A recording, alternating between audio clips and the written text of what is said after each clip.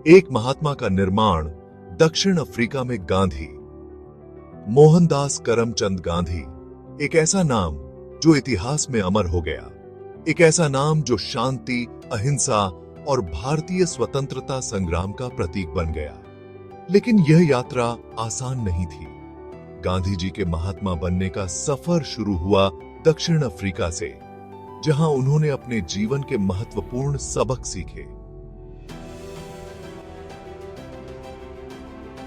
तेराले में एक युवा वकील के रूप में वहां पहुंचने पर उन्होंने नस्लीय भेदभाव का सामना किया। गांधी जी को नस्लीय भेदभाव का सामना करना पड़ा। यह उनके जीवन का एक निर्णायक मोड़ था। इसने मेरे अंदर एक आग लगा दी और मुझे न्याय और समानता के लिए लड़ने का जुनून जगा दिया। न्याय और समानता के लिए लड़ने का जुनून जगा दिया। मैंने अपने जीवन को इन सिद्धांतों के लिए समर्पित कर दिया। 2 दशकों से भी अधिक समय तक गांधी जी ने अहिंसक प्रतिरोध और सविनय अवज्ञा को मिलाकर अपने सत्याग्रह के दर्शन को निखारा। यह एक लंबी और कठिन यात्रा थी। दक्षिण अफ्रीका में उनके प्रयास सत्य और अहिंसा के प्रयोग थे, जिसने उस व्यक्ति को आकार दिया जो भारत को स्वतंत्रता की ओर ले जाएगा। उनके संघर्ष और बलिदान ने उन्हें महात्मा बना दिया। घर वापसी, एक महत्वपूर्ण वापसी। 1915 में 2 दशक से अधिक समय तक दक्षिण अफ्रीका में रहने के बाद गांधी जी भारत लौट आए। वह अब केवल एक वकील नहीं थे, वह एक अनुभवी कार्यकर्ता थे। 1915 का भारत औपनिवेशिक शासन के अधीन था। गांधी जी ने पूरे भारतवर्ष की यात्रा शुरू की, खुद को आम लोगों के जीवन में डुबो दिया।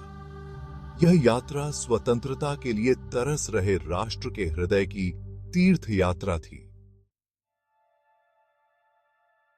दबे कुचले की नजर से गांधी जी की तीसरे दर्जे की यात्रा। यह यात्रा केवल एक साधारण यात्रा नहीं थी, बल्कि एक गहरी समझ और सहानुभूति का प्रतीक थी।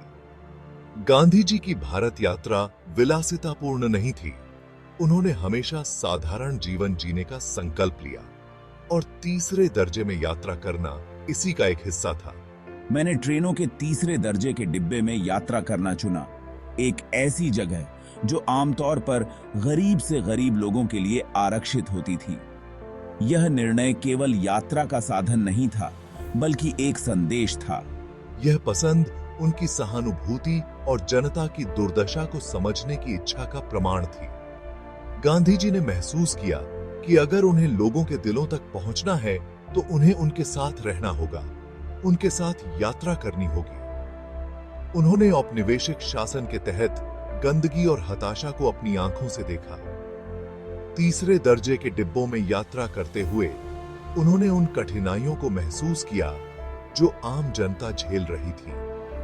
इस घनिष्ठ मुलाकात ने आजादी के लिए संघर्ष करने के उनके संकल्प को और मजबूत कर दिया। उन्होंने देखा कि कैसे लोग संघर्ष कर रहे थे और यह उनके लिए एक प्रेरणा बन गई। इसी दौरान गांधी जी ने भारत की आजादी के लिए एक नेता के रूप में अपनी भूमिका को पूरी तरह से अपनाया। उन्होंने महसूस किया कि अगर उन्हें स्वतंत्रता संग्राम को सफल बनाना है तो उन्हें जनता के साथ खड़ा होना होगा, उनके संघर्षों को समझना होगा और उनके साथ मिलकर काम करना होगा। एक आम यही थी। जंजीरों में जकड़ा देश औपनिवेशिक शासन का साया। यह साया केवल भौतिक नहीं था, बल्कि मानसिक और सांस्कृतिक भी था, जिसने देश की आत्मा को जकड़ रखा था। 20वीं सदी की शुरुआत में भारत ब्रिटिश उपनिवेशवाद से जूझ रहा था। इस समय भारतीय समाज में असंतोष और विद्रोह की भावना बढ़ रही थी। आर्थिक शोषण साफ नजर आ रहा था। ब्रिटिश नीतियों ने भारतीय किसानों और मजदूरों को गरीबी और भूखमरी की कगार पर ला खड़ा किया था। भारत के संसाधनों को ब्रिटिश साम्राज्य को बढ़ावा देने के लिए इस्तेमाल किया जाता था, जिससे यहाँ के लोग गरीब होते जा रहे थे। भारतीय खनिज, मसाले और अन्य प्राकृतिक संसाधन ब्रिटेन भेजे जाते थे। एक समय में फलता फूलता कपड़ा उद्योग बर्बाद हो गया था। भारतीय बुनकर और कारीगर बेरोजगार हो गए थे और उनके परिवार भूखमरी का सामना कर रहे थे। राजनीतिक रूप से भारत को अपने अधीन कर लिया गया था। भारतीयों को बुनियादी अधिकारों से वंचित कर दिया गया था। ब्रिटिश शासन ने भारतीयों की आवाज को दबा दिया था। ब्रिटिश प्रशासन लोहे के हाथों से शासन करता था। उनके कठोर कानून और नीतियां भारतीयों के जीवन को और भी कठिन बना देती थीं। गांधी जी ने माना कि सच्ची आजादी के लिए राजनीतिक स्वतंत्रता, आर्थिक सशक्तिकरण और सामाजिक न्याय की आवश्यकता है। उन्होंने भारतीयों को एकजुट करने और उन्हें अपने अधिकारों के लिए लड़ने के लिए प्रेरित किया। इस बहुआयामी संघर्ष का नेतृत्व करने के लिए वह भारत लौट आए। उनके आगमन ने स्वतंत्रता संग्राम को एक नई दिशा और ऊर्जा दी थी। प्रथम विश्व युद्ध ने भारत पर एक लंबी छाया डाली।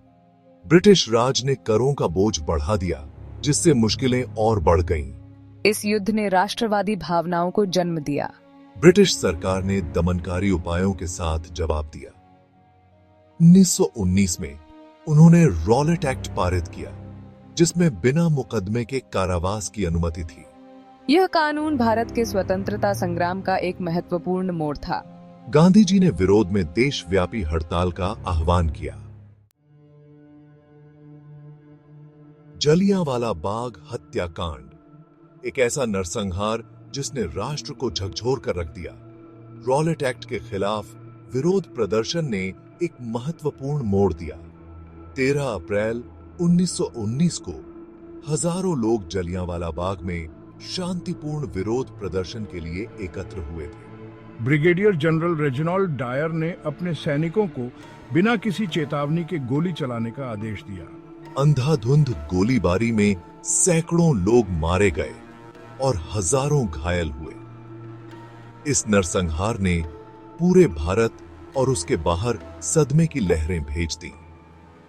यह औपनिवेशिक क्रूरता का एक भयानक प्रतीक बन गया। एक राष्ट्र जाग उठा। असहयोग आंदोलन। जलियांवाला बाग हत्याकांड एक निर्णायक मोड़ था। इसने ब्रिटिश शासन की उदार प्रकृति के बारे में सभी भ्रमों को चकनाचूर कर दिया।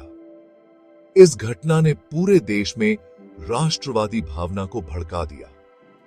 गांधी जी ने 1920 में असहयोग आंदोलन शुरू किया, जिसमें ब्रिटिश वस्तुओं और संस्थानों के बहिष्कार का आह्वान किया गया था। यह आंदोलन भारतीय जनता के दिलों में घर कर गया। असहयोग आंदोलन ने आजादी की लड़ाई में एक नए अध्याय की शुरुआत की। अवज्ञा का प्रतीक नमक सत्याग्रह। 1930 में गांधी जी ने नमक सत्याग्रह शुरू किया। नमक सत्याग्रह ब्रिटिश नमक कर के खिलाफ एक विरोध प्रदर्शन था। गांधी जी ने जनता को एकजुट करने में नमक की प्रतीकात्मक शक्ति को पहचाना। उन्होंने दांडी तक 240 मील की यात्रा शुरू की, जहां उन्होंने नमक कानून का उल्लंघन किया। अवज्ञा के इस साधारण कार्य ने एक राष्ट्रव्यापी आंदोलन को जन्म दिया। नमक सत्याग्रह ने ब्रिटिश शासन के अन्यायपूर्ण स्वरूप को उजागर किया और भारतीय आबादी को प्रेरित किया। स्वतंत्रता की ओर। गोलमेज सम्मेलन और भारत छोड़ो आंदोलन।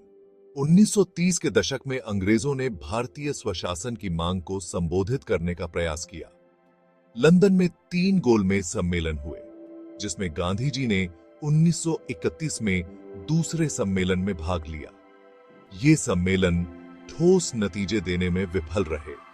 जैसे ही द्वितीय विश्व युद्ध शुरू हुआ, भारत की स्वतंत्रता की मांग तेज हो गई। 1942 में गांधी जी ने भारत छोड़ो आंदोलन शुरू किया, जिसमें ब्रिटिश शासन को तुरंत समाप्त करने का आह्वान किया गया था। यह आंदोलन, जिसका नारा करो या मरो था, व्यापक विरोध प्रदर्शनों का गवाह बना।